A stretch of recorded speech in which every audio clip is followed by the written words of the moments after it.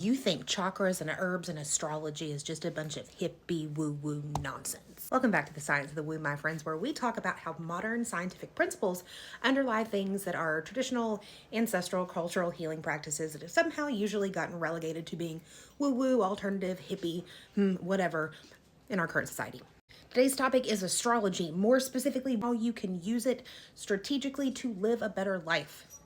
Thing number one is when we have a storm in an area, like a thunderstorm, it's pretty common for folks who have sensitivities to be able to feel the differences and the fluctuations in the barometric pressure in the atmosphere and the environment. My chronic health folks will know this to be true. You can feel the storm of brewing. My besties who work with kids, my besties who work in the psych units, my besties who work in the ER, who see the cycles that happen and the patterns that show up around the full moon too, will tell you 100% there is something that happens in people around the full moon.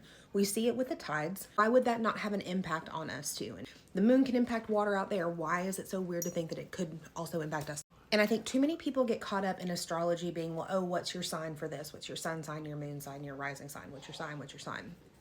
And yes, there is absolutely a science to your chart. It is a snapshot of the sky the moment that you were born. There is science to the numbers, the angles.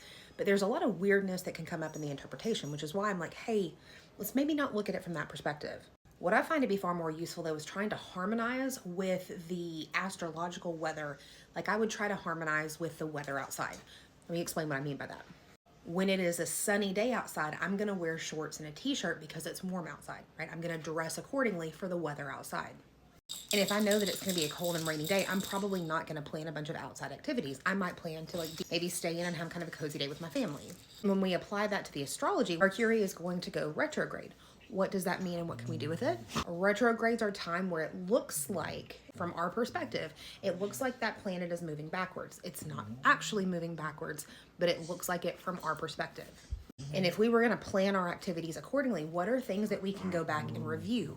What are things that we could go back and take a second look at? What are things that we could kind of go back and review over, right? It looks and appears like it's going backwards, but it's not. How can we use that and improve the things that we've got going on in our lives so that we can move forward when Mercury goes direct again?